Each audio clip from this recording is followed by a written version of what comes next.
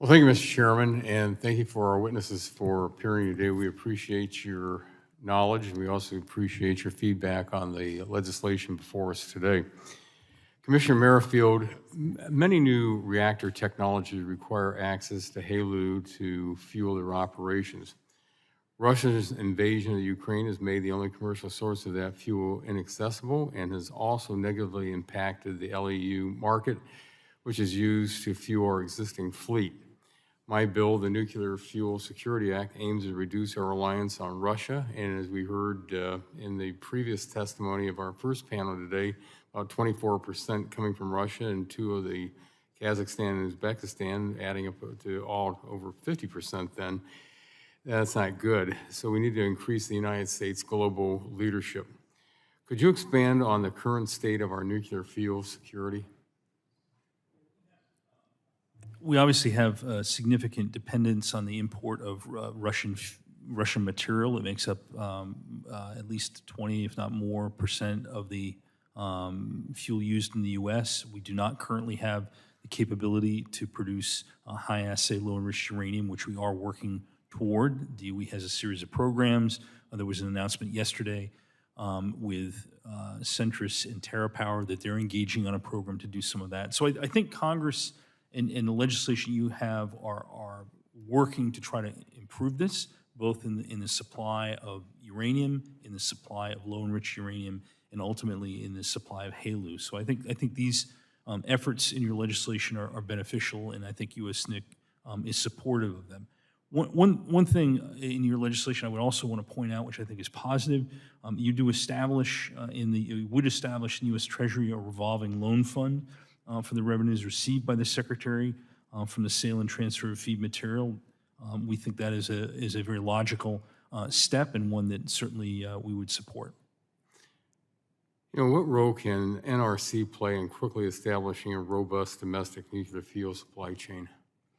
The NRC does need to take a look at the methods it uses to review and approve new fuel facilities, and I think that is an area that could get some additional attention.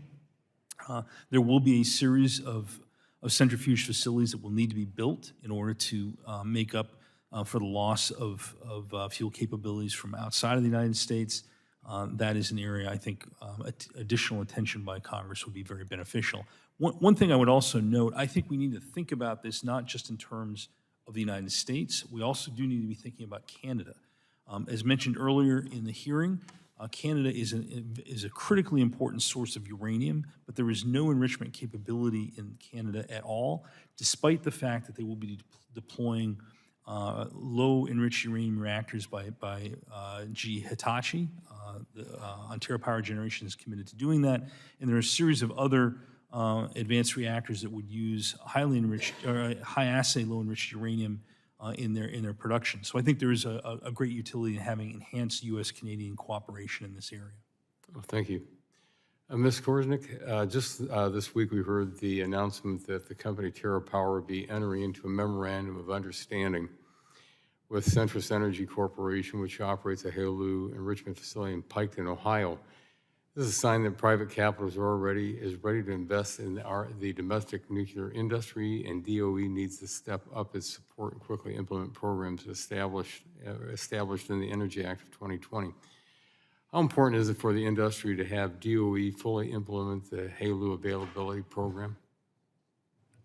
Yeah, we think it's critical for the DOE to engage on the high-assay LEU program, and that's because the market is not yet established, right? These are advanced reactors that are going to be built, but there's not an established supply right now of the high-assay LEU, and that's where it's very important that our government, through the Department of Energy, help get that sort of moving and going.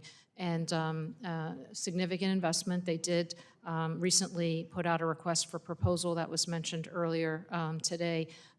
Just a point of note, as the industry reviewed that, we were very dissatisfied with the request for proposal and put comments to that effect, which I appreciate the DOE is looking at now. Well, Mr. Chairman, my time is about to expire, and I appreciate the testimony from our witnesses today because we want to make sure that we're leading in the world and we have everything we have to have, especially from the uranium and the enriched uranium in this country. So with that, Mr. Chairman, I yield back the balance of my time. Chairman yields back.